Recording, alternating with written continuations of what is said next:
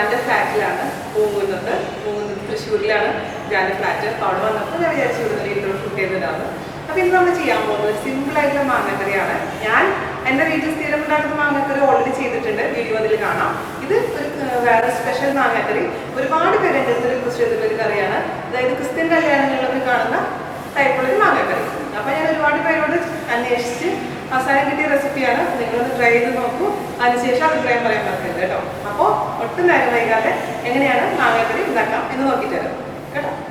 ഒരുപാട് പേര് എന്നോട് റിക്വസ്റ്റ് ചെയ്തുള്ള റെസിപ്പിയാണ് ക്രിസ്ത്യാനികൾ ഉണ്ടാക്കുന്ന രീതിയിലുള്ള മാങ്ങാക്കറി, അതായത് അങ്കമാലി സ്റ്റൈൽ എന്നൊക്കെ പറയുന്ന മാങ്ങാക്കറി ഉണ്ടാക്കാൻ.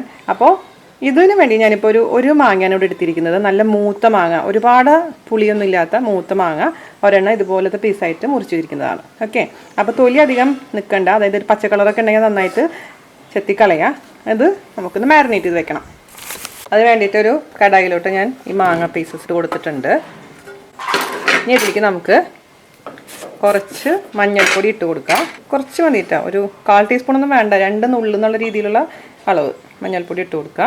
അല്പം മുളക് പൊടി, അത് ഈ പറഞ്ഞ പോലെ തന്നെ 2 നുള്ളു മതി, ജസ്റ്റ് ഒന്ന് പിടിക്കാൻ വേണ്ടി മാത്രം. നല്ല മുളക് പൊടിയാണ്, പിരിയ മുളക് പൊടിയൊന്നുമല്ല, നല്ല മുളക് പൊടി. ജസ്റ്റ് 2 നുള്ളു ഇട്ട് കൊടുത്തിട്ടുണ്ട്.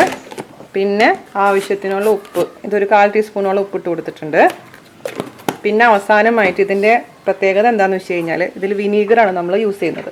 അപ്പോൾ ഇതിലേക്ക് ഞാനിപ്പോൾ ഒരു ടേബിൾ സ്പൂണോളം വിനീഗറും കൂടെ ഒഴിച്ച് കൊടുത്തിട്ട് നന്നായിട്ട് മാരിനേറ്റ് ചെയ്ത് വെക്കാൻ പോവുകയാണ്. 15 മിനിറ്റ് നേരത്തോളം ഇത് മാരിനേറ്റ് ചെയ്ത് വെക്കണം.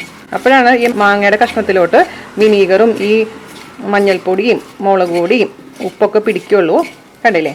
അപ്പോൾ ഇതൊരു 15 മിനിറ്റ് നേരം അടച്ചു വയ്ക്കുക. ഓക്കെ, ആ സമയം കൊണ്ട് നമുക്ക് നാളികേരപ്പാൽ എടുക്കണം. അതായത് ഒരു തേങ്ങയുടെ പാല്, കട്ടിപ്പാൽ വേണ്ട, 2 ഗ്ലാസോളം പാല്, അതായത് ആദ്യം കട്ടിപ്പാലെടുക്കും, അത് വീണ്ടും വെള്ളമൊഴിച്ച് അടിച്ചിട്ട് ഒന്ന് പിഴിഞ്ഞെടുക്കുക. അതായത് മൊത്തത്തിൽ 2 ഗ്ലാസ് പാല്, ആ ഒരു അളവ് കേട്ടോ. അത് നമുക്ക് എടുക്കണം. അപ്പോൾ ഇത് അടച്ചു വയ്ക്കാൻ പോവാണ്. ആദ്യം തന്നെ നമുക്ക് ഒരു കലത്തിലോട്ട്, നിങ്ങൾ ഏതിലാണ് പാചകം ചെയ്യാൻ പോകുന്നത് ആ പാത്രത്തിലോട്ട് ഒരു 10 ചെറിയ ഉള്ളി, അപ്പം ഞാനതൊരു ചെറിയ കഷ്ണങ്ങളാക്കി നുറുക്കിയിട്ടുണ്ട്. പിന്നെ നമുക്ക് അതിലേക്ക് ചേർത്ത് കൊടുക്കേണ്ടത് ഒരു ചെറിയ കഷ്ണം ഇഞ്ചി നന്നായി ചതച്ചെടുത്തത്. ഓക്കെ, അതിട്ട് കൊടുക്കുക. പിന്നെ 2 പച്ചമുളക് നടുവെ കീറിയത് ഇട്ട് കൊടുത്തിട്ടുണ്ട്. പിന്നെ അതിലേക്ക് ഇട്ട് കൊടുക്കാൻ പോണത് കറിവേപ്പില.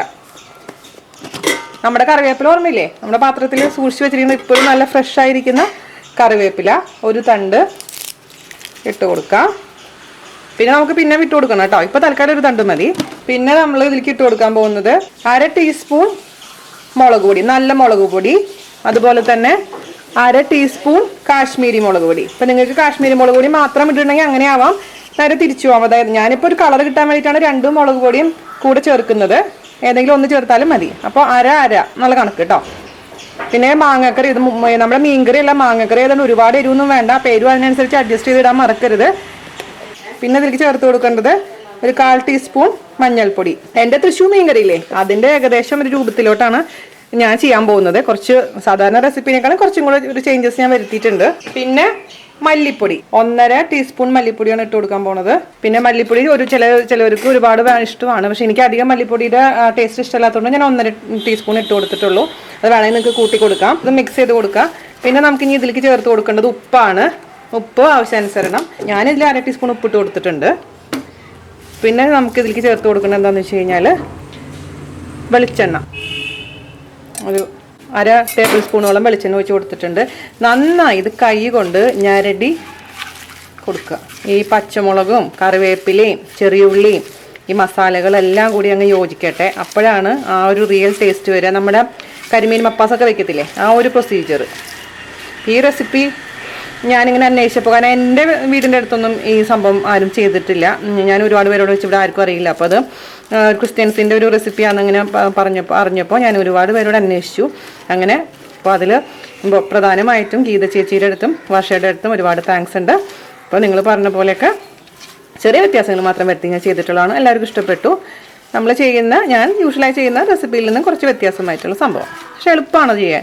മിനിറ്റ് നന്നായി ഞരടി കൊടുക്കണം, അപ്പോഴാണ് കറക്റ്റായിട്ട് ഇതിലേക്ക് പിടിക്കുള്ളൂ. അപ്പോൾ സാധാരണ എല്ലാവരും വെള്ളത്തിലാണെന്ന് കുക്ക് ചെയ്യുന്നത്. ഞാനിപ്പോൾ എന്താ ചെയ്യാൻ പോകുന്നത്, ഞാൻ തൃശ്ശൂർ മീൻകറി വെച്ച പോലെ തന്നെയാണ് ചെയ്യാൻ പോകുന്നത്. അപ്പോൾ ഇതിലേക്ക് ഞാനിപ്പോൾ ഒരു 2 ഗ്ലാസ് നാളികേരപ്പാൽ ഒഴിക്കാൻ വേണ്ടി. ഇത് കട്ടി തേങ്ങാപ്പാലല്ല, ഒരു തേങ്ങ അതിൽ 2 ഗ്ലാസ് വെള്ളം ഒഴിച്ചിട്ട് എടുത്തിരിക്കുന്ന പാലാണ്. ഇനി ഇതിലേക്ക് കുറച്ചും കൂടെ പച്ചവെള്ളം ഞാൻ ഒഴിക്കുന്നുണ്ട്. കാരണം ഇതൊന്ന് വറ്റി കുറുകി വരണം. ഒരു അര ഗ്ലാസും കൂടെ.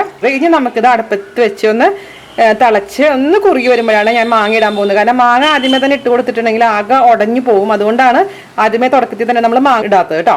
ഓക്കെ, അപ്പോൾ നമുക്കിതൊന്ന് അടുപ്പത്ത് വെക്കാം. അപ്പോൾ എന്നോട് ഒരുപാട് പേര് ചോദിക്കാറുണ്ട്, എന്താണ് തൃശ്ശൂർ മീൻകറിയൊക്കെ ഉണ്ടാക്കിയിട്ട് ചിലവർക്ക് പാല് വിരിഞ്ഞു പോയി എന്നൊരു കംപ്ലൈൻറ്റ് ഉണ്ട്. അതുകൊണ്ട് അങ്ങനെയുള്ള ഞാനൊരു ഓപ്ഷൻ പറയാം. നിങ്ങൾക്ക് എത്ര പ്രാവശ്യം ട്രൈ ചെയ്തിട്ടും പാല് പിരിയുന്നു എന്നുണ്ടെങ്കിൽ, അതായത് എല്ലാം സെയിം പ്രൊസീജിയർ ചെയ്യുക. പക്ഷേ നാളികേരപ്പാൽ ആദ്യം ഒഴിക്കണ്ട. മുളക് പൊടിയും മഞ്ഞൾപ്പൊടിയും എല്ലാ സംഭവങ്ങളൊക്കെ ആദ്യം ഇട്ടിട്ട് വെള്ളത്തിൽ മീനിട്ട് വേവിച്ച ശേഷം മീൻ വെന്ത് കഴിഞ്ഞ് അവസാനം അതിലേക്ക് കട്ടി തേങ്ങാപ്പാൽ ഒഴിക്കുക. അതിനുശേഷം താളിക്കുക. ജസ്റ്റ് ഒന്ന് ചൂടാക്കിയതിന് ശേഷം. അങ്ങനെ കഴിഞ്ഞാൽ ഒട്ടിപ്പിരിയില്ല. അതേസമയം ഇങ്ങനെ ചെയ്യുന്ന ടേസ്റ്റ് ആ ലാസ്റ്റ് പാൽ ഒഴിക്കുന്നതിന് കിട്ടില്ല.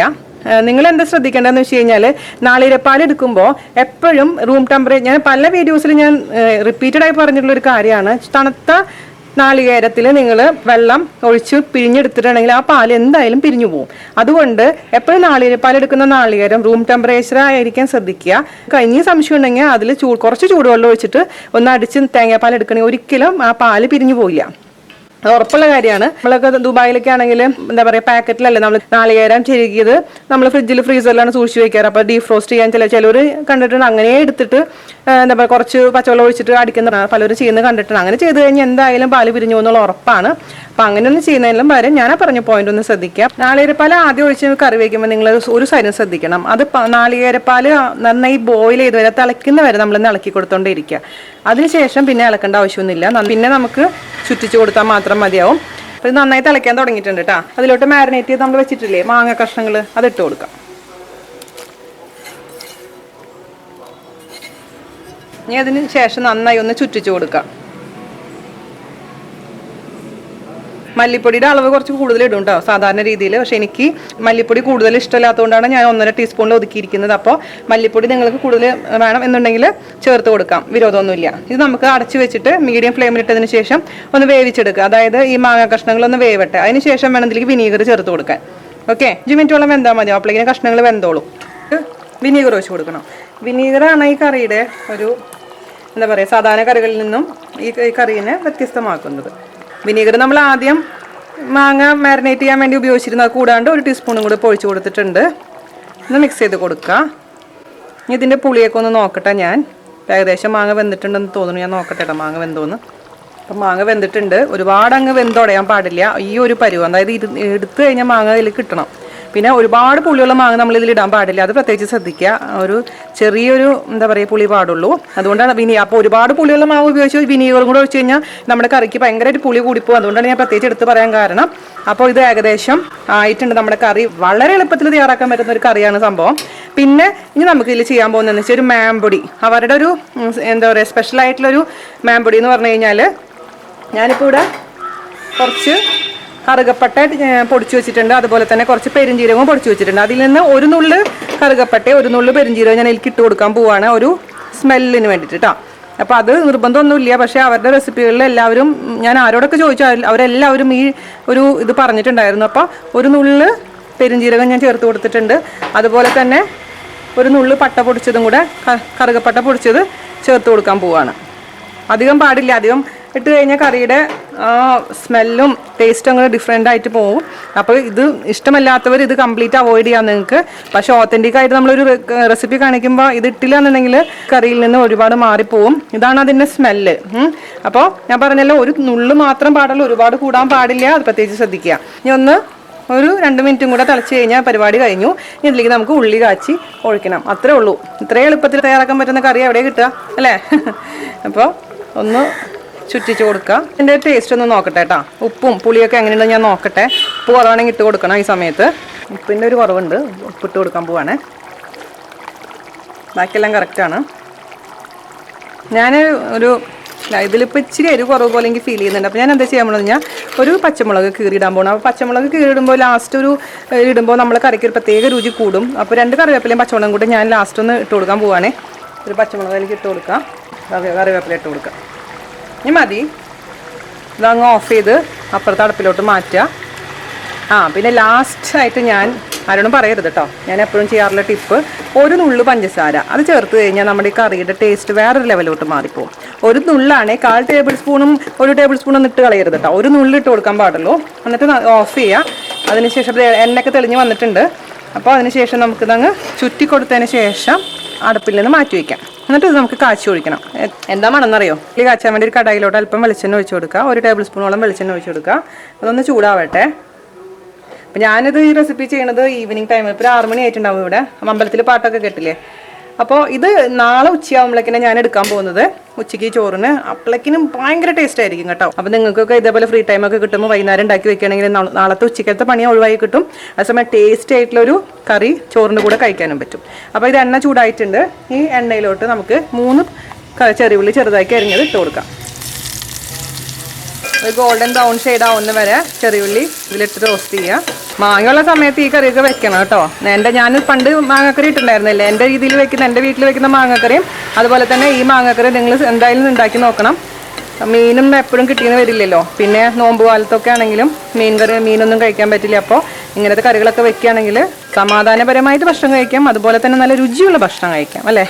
അപ്പോൾ ഉള്ളിയൊക്കെ എപ്പോഴും ചെറിയ തീയിലിട്ടതിന് ശേഷം ഫ്രൈ ചെയ്യാൻ പാടില്ല, അല്ലെങ്കിൽ വിട്ട വശം തന്നെ ഇതങ്ങ് കരിഞ്ഞു പോകും. അപ്പോൾ അത് സൂക്ഷിക്കുക. നമുക്കിനി ഇതിലോട്ട് കുറച്ച് കറിവേപ്പിലയും കൂടി ഇട്ടിട്ട് മാങ്ങക്കറിയിലോട്ട് ഇട്ട് കൊടുക്കാം കേട്ടോ. കുറച്ച് ചാറ് ഈ പാത്രത്തിലോട്ട് വീണ്ടും ഒന്ന് ഒഴിക്കുക. ഇതിലുള്ള മാക്സിമം. അപ്പോഴാണ് കറക്റ്റായിട്ടുള്ള ഒരു ഓത്തൻറ്റിക് ആയിട്ടുള്ളൊരു ടേസ്റ്റ്. ഇത് അടച്ച് വെക്കുക. ഒരു 5 മിനിറ്റ് കഴിഞ്ഞതിന് ശേഷം ഓപ്പൺ ചെയ്തിട്ട് ഒന്ന് ചുറ്റിച്ച് കൊടുത്താൽ മതി. ഇപ്പം തന്നെ നമ്മൾ ഇളക്കി കൊടുക്കേണ്ട ആവശ്യമില്ല. അപ്പോൾ ഈ സമയം കൊണ്ട് ചെറിയുള്ളിയുടെ എല്ലാം നല്ല കാച്ചിയ മണം മാങ്ങക്കറിയിലോട്ട് നല്ലോണം പടർന്നോളും. അല്ല, മീൻകറി എൻ്റെ വായിൽ വരുന്നത്. നമ്മുടെ മാങ്ങക്കറി റെഡി. എന്താ മണം എന്നറിയാം. ഫൈനലി ഞാനിതിൻ്റെ ടേസ്റ്റ് ഒന്ന് നോക്കട്ടെ കേട്ടോ. നാളേക്ക് ഇതിനേക്കാൾ അടിപൊളിയായിരിക്കും. എന്തായാലും ഞാനൊന്ന് ടേസ്റ്റ് ചെയ്ത് നോക്കട്ടെ. കണ്ട, മാങ്ങയൊന്നും ഉടഞ്ഞിട്ടില്ല. അതാണ് അതിൻ്റെ പരുവം വേണ്ടത്. മാങ്ങ ഉടഞ്ഞു കഴിഞ്ഞാൽ ഒരു കാണാനും ഭംഗി ഉണ്ടാവില്ല, ടേസ്റ്റും ഡിഫറൻസ് വരും. അപ്പോൾ ഫൈനൽ ടേസ്റ്റ് ഒന്ന് ഞാൻ നോക്കട്ടെ. ഈ കറിയൊക്കെ കഴിച്ചാൽ നിങ്ങൾ പറയും എനിക്ക് മീൻകറിയും ജീവിതത്തിൽ വേണ്ടാന്ന് പറയും. അത്ര അടിപൊളി ടേസ്റ്റാണ്. വേറെ എന്താ വേണ്ടേ? അപ്പോൾ നിങ്ങളെല്ലാവരും ട്രൈ ചെയ്ത് നോക്കുക. അതിനുശേഷം എന്നോട് അഭിപ്രായം പറയാൻ മറക്കരുത്. അപ്പോൾ അടുത്ത റെസിപ്പി ആയിട്ട് വരുന്നവരെ നന്ദി, നമസ്കാരം. Thank you. അച്ചോ അച്ചോ